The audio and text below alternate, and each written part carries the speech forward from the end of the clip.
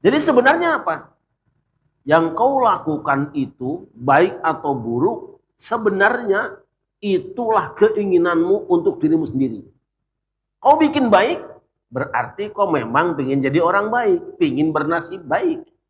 Kau berbuat buruk, berarti kau menginginkan keburukan menimpa dirimu. Kalau begitu kita tidak boleh berbuat buruk, terserah aja. Tapi yang pasti, semua yang menimpa dirimu berbuah azab padamu, itulah keadilan Allah.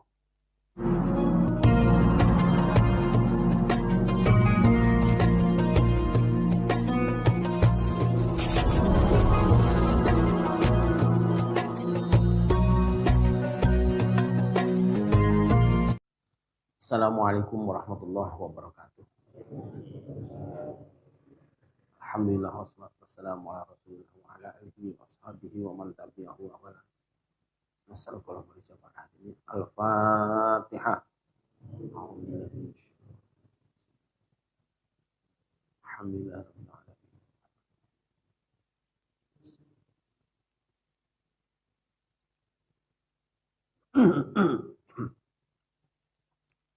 Pagi ini kita akan membaca surah Al-Ankabut ayat ke-40.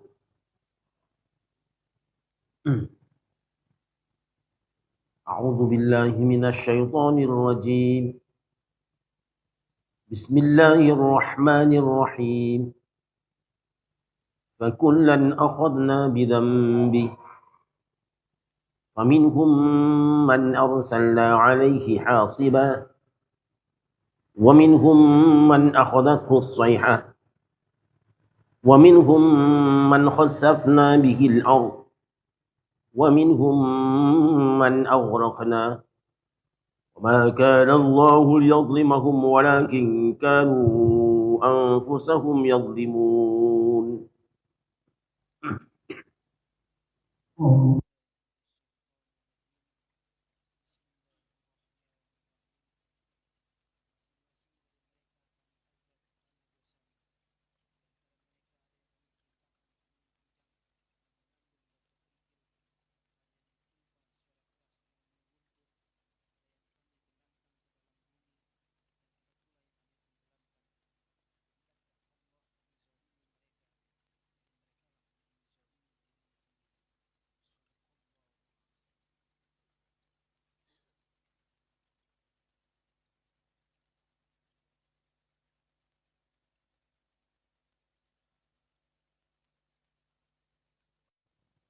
Allah mengatakan fakullan akhadna bidzambih.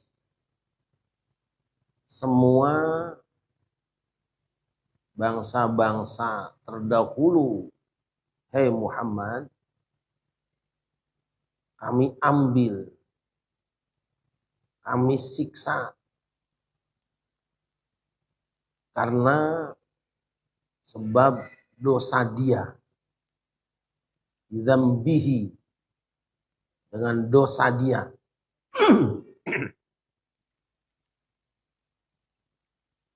Jadi ini pengumuman. Kan fungsi Al-Quran itu apa? Naba'u ma qablakum wa khabaru ma ba'dakum wa hukmu ma bainakum. Laporan tentang peristiwa yang sebelum kamu, informasi tentang segala yang akan terjadi setelah kamu, dan yang ketiga, ketetapan segala peraturan yang ada di tengah kamu. Artinya bahwa peristiwa yang lalu itu harus menjadi i'tibar. Kalau kita mau membuat cerita, mau menyampaikan berita, sing aya gunana, sing ono gunane. Untuk apa? Orang mendengar cerita. Ketika orang mendengar berita, orang tadi mendapat pelajaran yang bisa membuat dia lebih baik.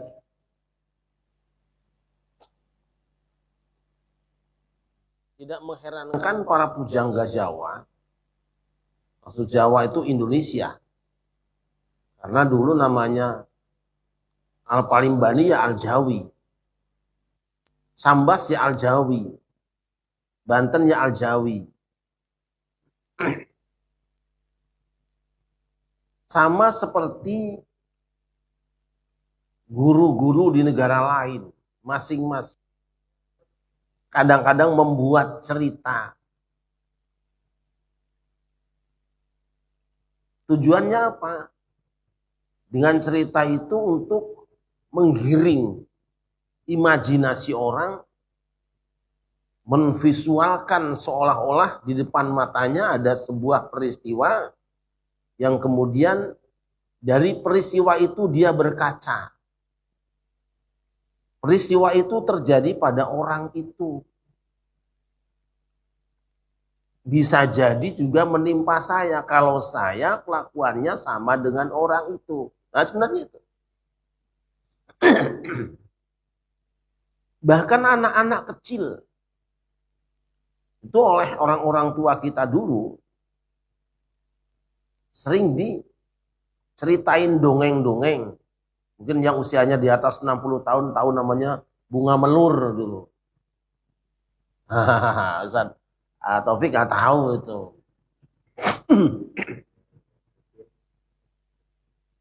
Buku-buku kuno. Ketika kita SD, guru suka bercerita. Nah, pada suatu hari, nah selalu begitu deh. Pasti suatu hari, karena kan tidak mungkin sepanjang hari. Pada suatu hari, induk belibis sedang bincang-bincang dengan anaknya yang masih kecil. Tiba-tiba anaknya berkata, "Ibu, saya ingin ikut terbang bersama ibu. Ingin melihat pemandangan. Bosen di rumah mulu." Rupanya ini anak kecil pengen ngayap juga. Padahal emaknya itu kan ngayap itu kan cari makanan. Ngantor lah gitu kira-kira. Kata ibunya, "Jangan nak. Kamu kan belum bisa terbang." Gitu. "Enggak, pokoknya aku harus jalan-jalan sama ibu." "Enggak bisa. Bagaimana kamu bisa melihat pemandangan dari atas? Wong terbang dikit aja belum bisa." Anaknya nangis. Anak belibis tuh. Namanya orang tua. Mana tegang lihat anak kecil nangis. Akhirnya dia berpikir, nih belibis kalau mikir, emang punya pikiran apa ya? Namanya juga dongeng. "Baiklah nak. Tapi ada satu syarat." "Apa bu?" "Selama penerbangan, kamu tidak boleh berbicara barang satu patah kata pun." Sang ibu kan merasa tidak perlu menjelaskan, bahwa anak kecil semakin banyak dalil malah bingung. "Baik. Nanti ibu akan ngambil sebatang ranting, ibu gigit dan Ananda gigit juga ya." Bener. Gigit ranting, terbang. Melihat pemandangan yang indah, anaknya kan pingin komentar lah. Pingin bikin pernyataan gitu loh. Dia bilang. Dan dia lupa bahwa tidak boleh bicara. Kata anak belibis, "Bu, indah sekali ya. Baru satu kata meluncur, lepaslah pegangan paruh di ranting itu, dan si anak belibis jatuh hancur berkeping-keping. Nangislah sang ibu. Sedih nggak tuh? Anak SD bisa nangis itu. Sampaikanlah pesan. Nah, anak-anak, satu, kalian harus nurut sama orang tua. Masuk kan? Orang tua tuh kalau melarang kamu makan ini, makan itu, bukan pelit tapi sayang. Tuh dongeng itu. Mau cari ke dunia manapun nggak ada belibis begitu terbang bawa anaknya. Tapi kan bermakna. Begitu menyentuh hatinya, anak berulang kali membaca itu, kemudian si anak jadi guru, sampai tuanya tidak berani melanggar nasihat orang tuanya. Itu buku dulu itu. Hebatnya. Ada artinya, boleh bikin cerita kayak gitu. Misalnya lagi, Al-Ghazali bercerita di dalam Kitabul Ikhlas, bab Ikhlas, dalam Ihya Ulumuddin, tentang nasib tragis seorang dai. Ada satu daerah yang penduduknya menyembah satu pohon. Menyaksikan pohon disembah, seorang ahli ibadah tersentuh hatinya, mengingatkan mereka. Sulit. Akhirnya sang dai tadi tidak banyak bicara, bawa kampak. Ngomongin orang sampai kapan juga nggak selesai, model kayak gini tak tegur aja sih. Begitu pohonnya mau ditegur, penunggu pohonnya keluar. Ketua umumnya lah. Atau komisarisnya. Jangan coba-coba nebang pohon ini. Lu kenapa? Kamu tebang pohon ini, besok nyembah pohon yang lain. Emang mentalnya tukang begitu? Mentalnya orang musyrik? Jangan tebang. Pokoknya harus aku tebang. Tidak bisa. Kalau kamu maksa mau tebang pohon ini, langkahi dulu melat saya. Padahal itu setan. Setan yang wujud manusia. Memang setan bisa gonta-ganti partai kan. Partai ini gak masuk, pindah partai ini. Itu kan setan tuh. Nah, kita gak ngomongin gedung DPR ya. Ganti-ganti penampilan. Lain semua pada suka hitam mulu, gak apa-apa. Berantem, diringkus setannya. Nah, ketika diringkus, orang ini nggak tahu bahwa dia setan, mau dibunuh, bilang, gini, daripada kamu bunuh saya kan orang kaya nih, rekening saya cukup banyak. Mending gini aja, lepaskan saya dan saya janji setiap pagi saya transfer di bawah bantal kamu. Duit, kan bisa buat bangun pondok. Bisa juga buat mempersenjatai orang-orang yang mungkin nyembah pohon tuh pengen duit. Kalau kasih duit mah berhenti juga dia juga. Itu nyembah pohon itu kan karena gak ada duitnya, susah. Kalau kasih duit mah berhenti dia juga. Bisa buat beli sepeda baru gitu, montel.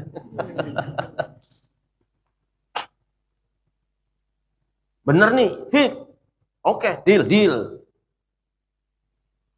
Bener. Pulang besok pagi bawa bantalnya sudah ditransfer duit. Nang dia. Dipakai juga duitnya. Hari kedua ada lagi. Hari ketiga 0. Balik lagi tuh kiai. Kurang ajar ini. Tidak sesuai dengan MOU. bawa kampak lagi. Kamu ingkar janji? Memang kerjaan saya ingkar janji. Kan saya biasa ingkar janji. Pindah-pindah partai, biasa kan? Mau apa kamu? Nah sekarang berantem lagi. Begitu berantem, kiainya dicekik. Waduh, kalah gua nih. Saya bunuh kamu. Tidak apa-apa. Tapi tolong beri penjelasan. Kamu nih kemarin latihan tenaga dalam di mana nih? Gue jadi kalah sekarang nih. Kemarin saya menang, sekarang kamu kalah. Dalam waktu hanya 3 hari. Kok peningkatan kamu cukup banget silatnya ini? Bahasa kita begitu. Kemarin gue menang, sekarang gue kalah nih. Oh, dia juga, 3 hari kan belum cukup latihan sebetulnya. Kata setan, 3 hari yang lalu, aku kalah berkelahi dengan kamu.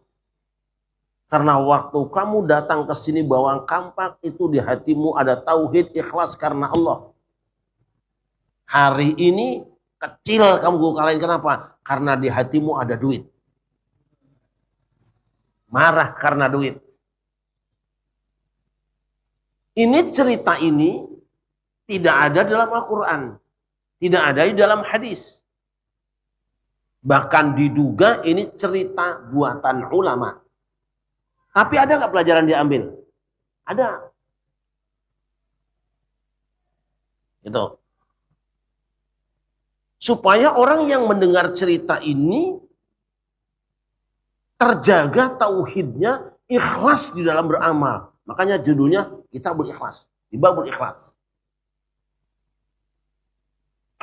Tapi kalau misalnya saya cerita, kemarin saya mancing, dapat ikan seharian 1 biji tapi gede.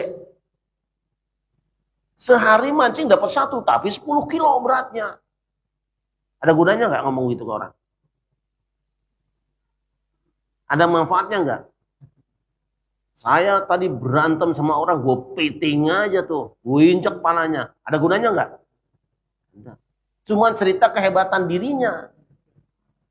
Ada gunanya. Atau cerita bapak saya bisa menurunkan rantai emas dari langit, berguna nggak? Nah, kembali ke Quran. Begitu bijaksananya orang-orang tua kita dulu, walaupun bikin dongeng indah dan ada pelajaran. Si Malin Kundang, nggak ada itu. Saya waktu musabakoh tingkat nasional tahun 83, tinggalnya di Kota Padang. Ya sempat orang dekat situ di Ulak Karang saya tinggalnya. Sempat ngunjungin tuh.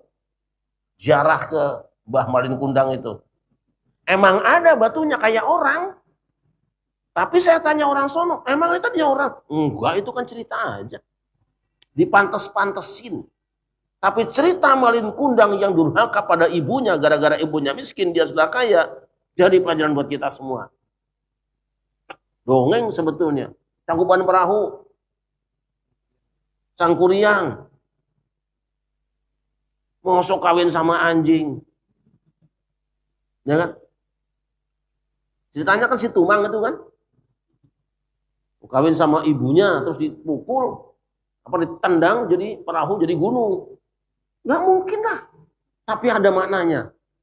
Haram kawin dengan ibu sendiri, betapapun cintamu dengan dia. Ada pelajaran di situ. Sallallahu Muhammad. Nah di sini, fakullan akhadna bidzambih.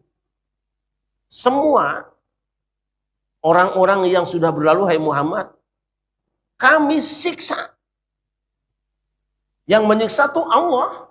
Tetapi digunakan domir nahnu. Ingat, kalau menggunakan domir nahnu artinya apa? Allah melibatkan makhluknya. Ada tim suksesnya. Ada makhluk lain yang dilibatkan. Bukan Allah tidak bisa. ada makhluk lain yang dilibatkan untuk melakukan tindakan itu. Akhadna, kami hukum, kami ambil, kami siksa. Jadi Allah menyiksa hamba itu bisa langsung bisa. Tapi Allah memberikan pelajaran karena umumnya manusia suka takut dengan barang-barang yang nampak. Allah kan tidak kelihatan.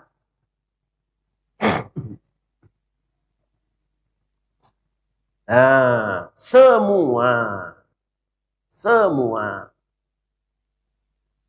orang-orang yang disiksa oleh Allah itu siksaan karena diundang oleh orang tersebut. Memang dia tidak berkata siksalah kami, betul. Tetapi perbuatannya mencerminkan mereka memang nantangin gitu loh. Sallallahu alaihi Nabi Muhammad.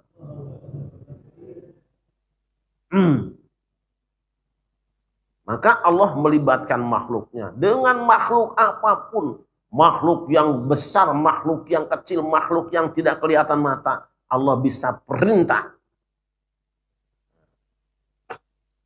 Tapi ada perubahan. Dulu kan kalimatnya begini. Tiap malapetaka dalam dunia, semua itu karena ulah manusia. Semua itu karena. Sekarang ganti. Mungkin itunya. Itu dia mulai kendor dah. Mungkin itu karena. Tapi dulu tegas. Semua itu karena. Kullan akhadna bidzambi. Maka saya tidak pakai yang kedua. Pakai yang lama. Karena sesuai dengan Quran. Siapa contohnya? Faminhum, maka di antara mereka bangsa-bangsa itu man arsalna alaihi hasiba, ada orang yang kami hukum dengan cara kami kirimkan, kami utus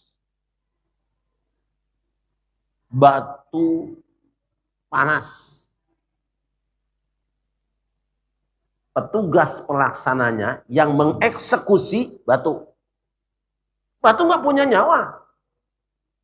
Batu nggak bisa bicara. Batu tidak tahu alamat. Tapi karena kami yang nugasin, batu yang selama ini kamu injak-injak, kamu geprek, kamu hina, kamu rendahkan, bisa berbalik menghinakan kamu. Itu perintahku, kata. Batu nggak bisa ngapa-ngapain. Makan tidak, minum tidak, jalan tidak. Tapi kalau Allah sudah utus, kami delegasikan, kami kirim, dia berangkat. Panas, dan dia menghantam kamu. Batu nggak menghantam sendiri, aku yang nyuruh. Ke situ.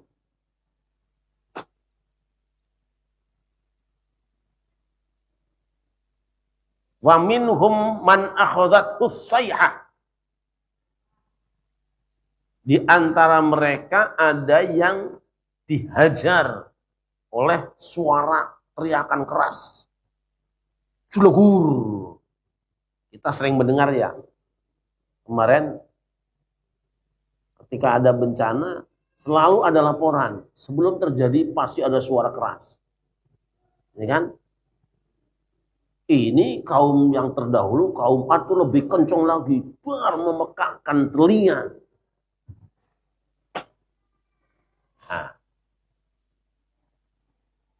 Wa minhum man khasafna bihil arda. Di antara manusia ada yang kami benamkan ke dalam tanah. Tanahnya bergerak. Bukan orangnya gali tanah.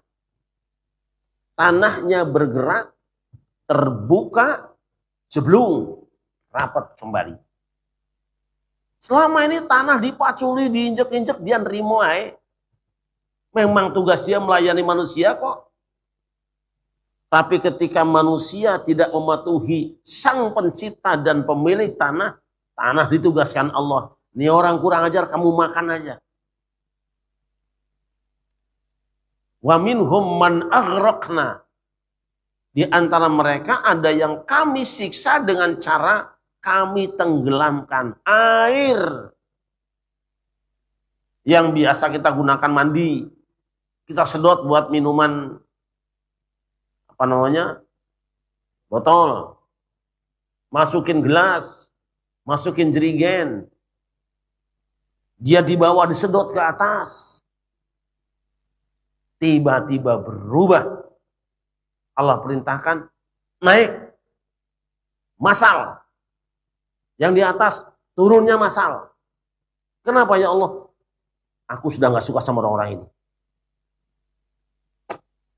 Orang-orang ini gak tahu diri. Aku ciptakan dia bersama dengan batu-batu itu, tapi dia sembah batu itu. Padahal nilai batu tidak seberapa dengan dirinya. Lebih mulia dirinya daripada batunya. Aneh betul. Ada makhluk yang nyembah-nyembah patung. Wong patung dia sendiri yang bikinnya kok. Aneh betul. Ada orang yang nyembah-nyembah gunung. Wong dipacul saja diam tuh gunung. Nah, untuk melacak siapa saja yang sudah mengalami ini, kita rasakan. Tapi kuncinya apa? Memang kami yang ambil, kata Allah. Intinya, wa ma kana Allahu liyuzlimahum. Allah tidak menganiaya mereka. Allah tidak zalim kepada mereka. Allah itu adil. Zalim kan lawannya adil. Apa adil? Wad'u syai'in fi mahallih. Meletakkan segala sesuatu di tempatnya itu adil. Zalim, wad'u syai'in fi ghairi mahallih. Meletakkan sesuatu bukan pada tempatnya. Allah tidak pernah meletakkan sesuatu bukan pada tempatnya. Ketika Allah memberikan rizki kepada Syarif Rahmat sedikit, sudah benar. Sebab dia yang tahu. Kalau Syarif Rahmat duitnya banyak, poya. Mending kalau ngajak makan ontelis. Sudah benar. Ojo terusolo. Allah memberikan kepada Haji Mahali duit banyak. Sudah benar. Dia yang tahu bahwa di hati Haji Mahali ada keinginan membelikan tas buat Syarif Rahmat. Allah tahu.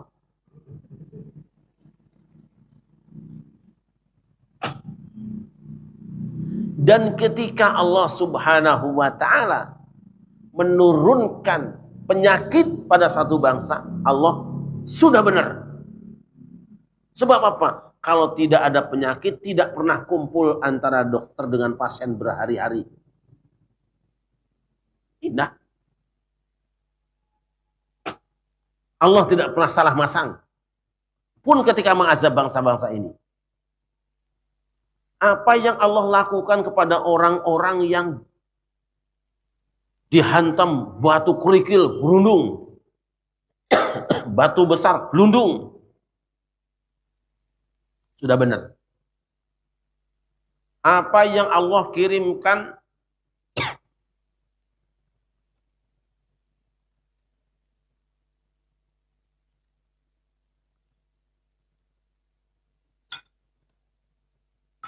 petir untuk menyambar satu bangsa, sudah benar. Allah benamkan orang dengan hartanya masuk ke tanah, sudah benar. Dan Allah menenggelamkan orang lewat air, juga sudah benar. Tidak zalim. Siapa yang zalim? Walakinna apa?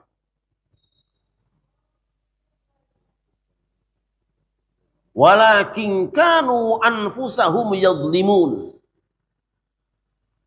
Mereka sendiri yang menganiaya diri mereka sendiri. Ini jadi sebenarnya apa? Yang kau lakukan itu, baik atau buruk, sebenarnya itulah keinginanmu untuk dirimu sendiri. Kau bikin baik, berarti kau memang ingin jadi orang baik, ingin bernasib baik. Kau berbuat buruk, berarti kau menginginkan keburukan menimpa dirimu. Kalau begitu kita tidak boleh berbuat buruk, terserah aja. Tapi yang pasti, semua yang menimpa dirimu, berbuah azab padamu, itulah keadilan Allah. Kenapa longsor? Jangan tanya Allah. Cek sendiri, memang siapa yang gundulin di hutan? Allah, bukan. Allah sudah katakan, wala tufsidu fil ardi ba'da islaiha. Jangan ngerusak. Allah melarang kita merusak. Yang rusak siapa? Kamu. Yang nyuruh siapa? Ya bosmu. Ya tanya sama bosmu sekarang. Allah tidak salah. Yang salah siapa? Ya kamu sendiri. Gitu. Sekarang, dulu kita akan dikenal apa? Tiada badai, tiada topan, kau temui. Kan khusus gitu. Tidak ada badai, nggak ada topan. Sekarang ada nggak? Bukan Ali Topan ya, itu film. Indonesia dari dulu nggak pernah ada badai, nggak ada topan. Sekarang ada. Itu kelihatan angin itu gede banget kan. Dulu kan biasa angin puyuh kecil aja, kita suka main-main, seneng kalau itu lempar-lempar ya. Nonton kita. Sekarang anginnya gede. Siapa yang bikin? Allah enggak salah. Tapi kamu yang undang. Siapa yang merubah kondisi alam seperti ini, rusak seperti ini? Gunung diratakan, sungai ditutup, lautan dipager. Ayo. Siapa yang salah? Kita sendiri. Sallallahu Nabi Muhammad. Kamu sebetulnya menyiksa diri. Memang kamu tidak mengatakan saya bunuh diri, tidak. Tapi yang kamu lakukan, yang kamu kerjakan adalah jalan-jalan yang menistayakan kamu terbunuh lewat itu. Ada orang bakar rumah misalnya. Atau nggak bakar rumah lah. Menumpahkan bensin, lempar rokok di rumahnya. Ngomong di luar. Saya tidak merasa bakar rumah, karepmu. Kumasia, weh. Kapan saya mau bunuh orang? Memang kamu nggak bunuh orang, tapi kamu tusukkan pedang ke perutnya. Saya tidak pernah merusak badan saya, ya, tapi kamu mabuk-mabukan? Kan Allah sudah beritahu. Jangan mabuk supaya tidak rusak badanmu, tidak hancur akalmu. Kamu doyan juga. Ayo, kita lihat sekarang. Bisa dari Hijr, bisa Al-A'raf. Kita buka bareng-bareng ya, supaya kelihatan jatah siapa dan bagaimana nasib kita.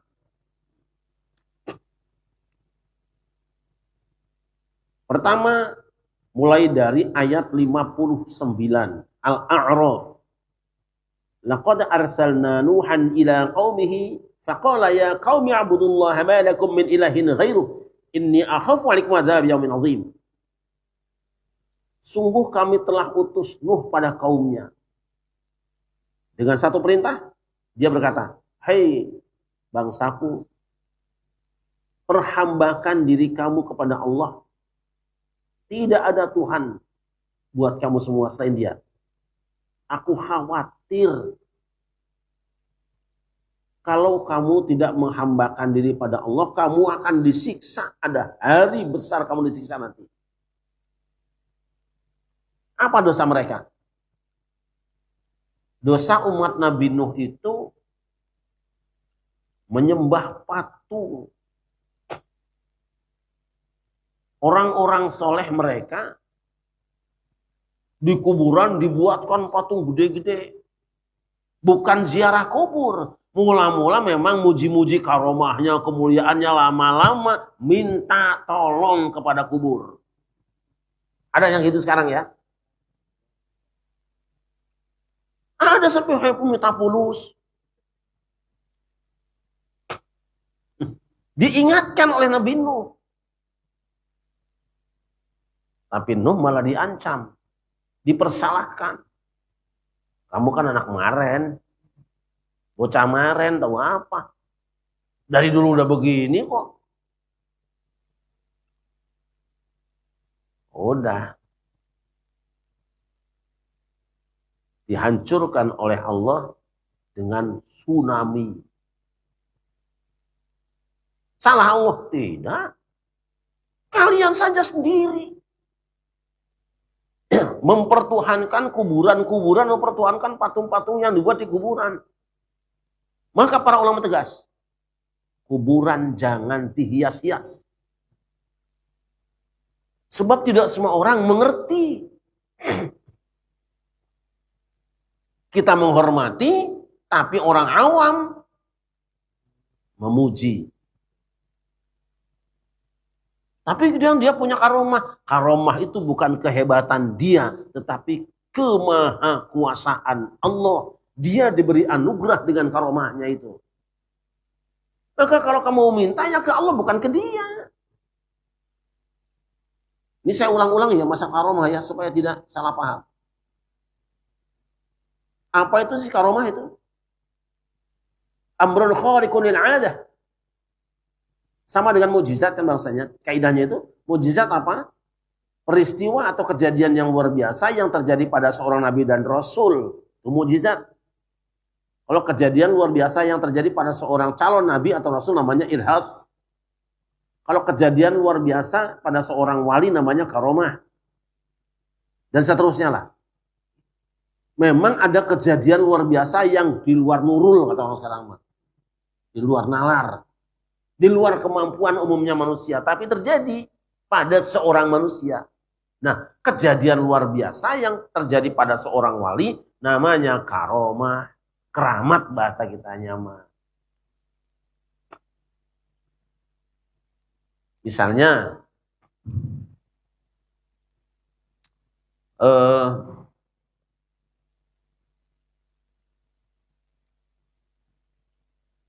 dulu Mbah Maksum bareng dengan guru saya, Kiai Haji Irfan Zidni, almarhum. Pulang dari Jakarta, di Alas Roban, bensinnya habis. Tambah Maksum coba ambil air. Di situ, tangkinya air, jalan mobilnya.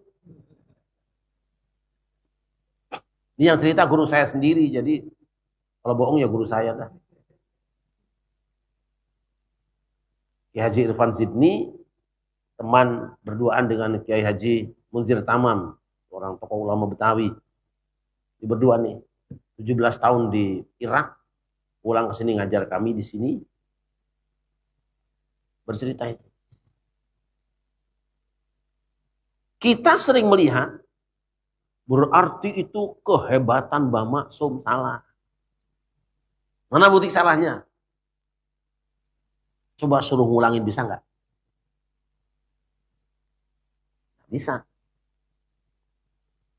Berarti bukan kemampuan beliau, tetapi kuasa Allah. Nggak bisa ngulangi. Nah harusnya begini, kenapa beliau bisa ditolong ya hebat seperti itu? Ada kejadian hebat luar biasa. Karena beliau orang istiqomah. Nah istiqomah kamu. Bukan minta karomah ke dia.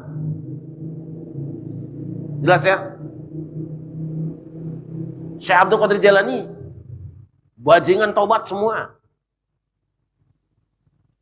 Karena pesan ibunya apa? Kamu berangkat, nih duitmu di kantong sini. 40 dirham. Dinar apa dirham? Kamu selama hidup tidak boleh bohong. Itu doang pesan ibunya. Baik bu. Berangkat. Di tengah jalan ada perampokan. Sikat-sikat semua. Giliran dia ditanya, siapa nama kamu? Abdul Qadir. Di mana? Jailan. Mana? Mau ngaji. Anak kecil nih. Punya duit? Punya. Mana? Ini? Berapa? 40 dinar. Bener loh. Iyalah ini duitnya. Ada. Ditanya lagi sama yang lain, sama ada duitnya. Di sana tanya sama jegernya, siapa kamu? Qadir. Dari mana? Jailan. Kemana? Mau ngaji. Punya duit? Punya. Berapa? 40 dinar. Mana duitnya? Nah ini. Dibukalah bener. Lah ini bocah. Jujur amat. Ditanya sama perampoknya. Nah, kenapa kamu begitu jujur? Kamu tidak takut dengan saya? Tidak. Kok kamu jujur? Pesan ibu.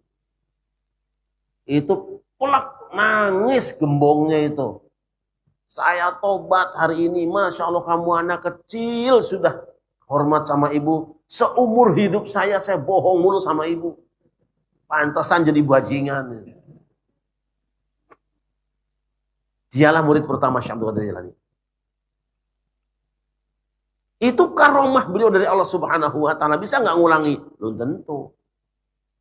Maka jangan minta karomah ke dia. Caranya apa? Yang membuat dia punya karomah itu yang kita ambil. Dia istiqomah, dia jujur, dia nurut orang tuanya. Siapapun nurut orang tuanya punya karomah nanti di hadapan Allah. Saat-saat genting pasti ada pertolongan. Itu caranya. Jangan kita ngeliatnya, Nah kaum Nabi Nuh itu begitu. Dia tidak tahu bahwa orang ini mulia itu karena Allah. Lah kuburannya disembah. Memang tidak mengatakan kamu Tuhanku. Ya ada kalimatnya alihatakum Tuhan-Tuhan kamu. Watswa yagus yang nasr. Masih percaya dengan Allah. Tapi ada Tuhan-Tuhan kecil. Mungkin bahasa sekarangnya Menteri Keuangannya Allah. Nah itu Tuhan kecil itu sebetulnya. Bahasa-bahasa kurang ajar. Sallallahu Muhammad. Kira-kira dosa yang dilakukan umat Nabi Nuh ada belum? Menyembah kuburan, memuja-muja keterlaluan terhadap tokoh, sudah ada belum hari ini? Silahkanlah. Tapi ditandai. Jika ada bencana seperti itu, pertanda perbuatan itu ada. Kan harganya itu. Harganya itu.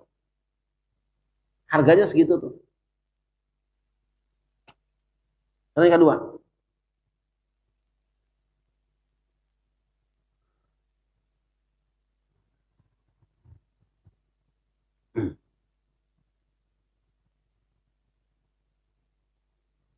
Umat kaum Ad, umat Nabi Hud. Sama. Akhirnya apa? Dihancurkan dengan, lihat itu di surah Al-A'raf ayat 72. Silakan. Dibaca aja terjemahnya biar cepat.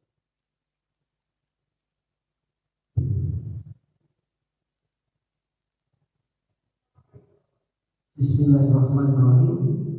Maka kami bersamanya karena rahmat yang besar dari kami.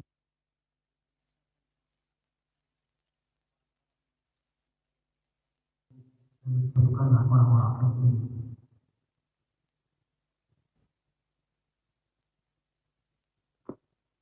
Dihancurkan. Kaum Samud sama. Mereka masih kekeh saja melakukan perbuatan kemusyrikan. Diingatkan. Dites mereka, diuji keimanannya. Ada onta. Tolong onta jangan diganggu ya. Timbang dititipun onta 1 biji. Jangan diganggu. Malah disembelih. Itu kan namanya. Apa namanya? ngambil duit rakyat yang buat MBG. Yang seharusnya sampai ke anak-anak. Kemarin saya di Lampung dengar cerita orang-orang katanya MBG-nya tuh sudah nasinya nggak baik, ayamnya juga agak bau. Nah terus ada tengkeng 3 sama bukan apel kecil.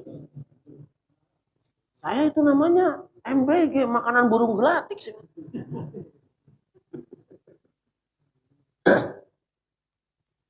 Tunggu, kamu yang makan duit rakyat pasti kamu disiksa. Jangan main-main. Kalau kita ada diminta saran, MBG itu gampang banget kok. Berikan kepada warung-warung Tegal, warung-warung Padang, warung-warung kecil, sok kamu siapin 200 porsi tiap hari, dijamin beres. Jangan pakai jalur institusi. Lu camatnya dapat kok. Ini kong-kalingkong antara DPRD, camat, lurah, tahu saya. Yang dimakan sama anak-anak lebih kecil daripada yang dimakan sama orang begitu.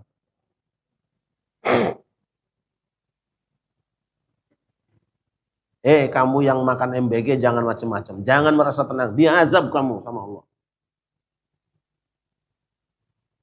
Dititipin ontak satu aja tuh kaum Samud disembelih. Kurang ajar benar. Akhirnya apa? Lihat ayat 78. Fa'akhadathumur rajfatu fa'asbahu fi darihim jathimin.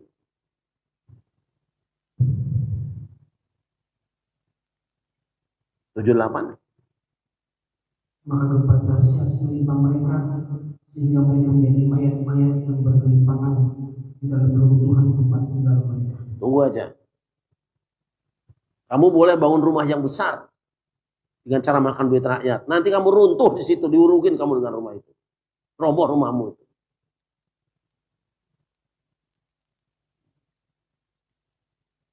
Wa ila Madyana akhahum Syu'aiba.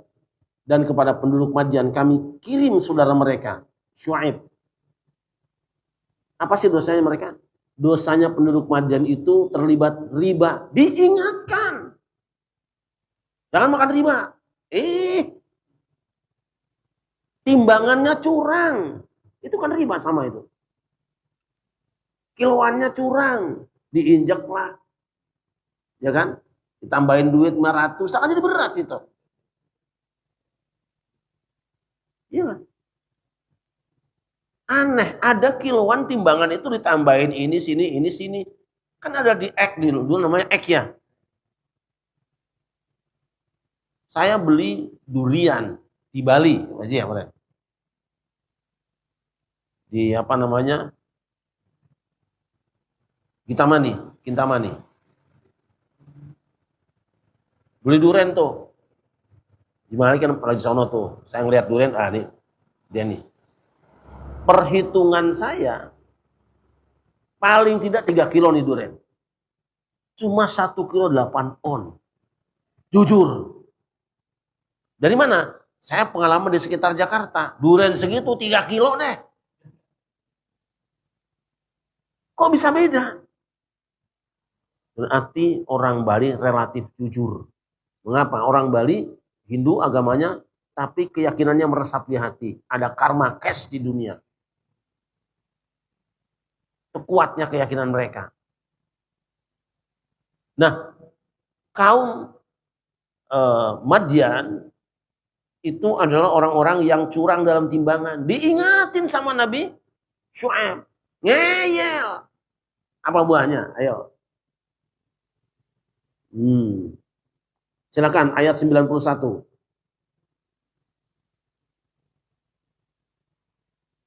Fa'akhadhatumur rajfatu fa'asbahu fi darihim jathimin. Ayo baca. Bismillahirrahmanirrahim. Maka gempa dahsyat menimpa mereka sehingga mereka menjadi mayat-mayat yang bergelimpangan di dalam reruntuhan tempat tinggal mereka. Kira-kira orang yang curang timbangan di Indonesia ada nggak? Kira-kira riba di Indonesia sudah dilegalkan apa belum? Ya wajar. Allah sudah adil kok. Semua siksaan yang menimpa bangsa ini apapun wujudnya, kita sendiri yang menanamnya. Dan jangan pernah kita mengatakan ini gempa Aceh, ini bencana Aceh, bencana. Enggak, ini kita semua sebagai sebuah bangsa. Meskipun tidak kemudian dijadikan bencana nasional karena hubungannya kan dengan negara lain, gitu loh. Kebijakan sudah bagus ya di situ.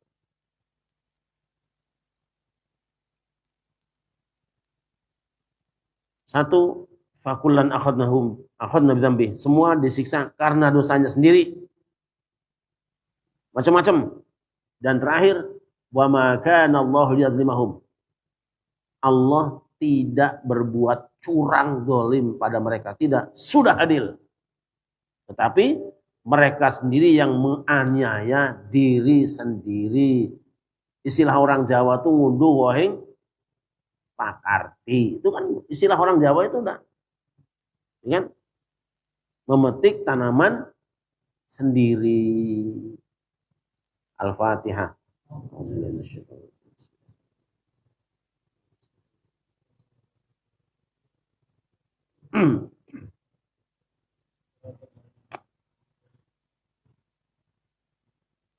Allahumma shalli ala sayyidina Muhammad wa ala ali sayyidina Muhammad sayyidil awwalin wal akhirin.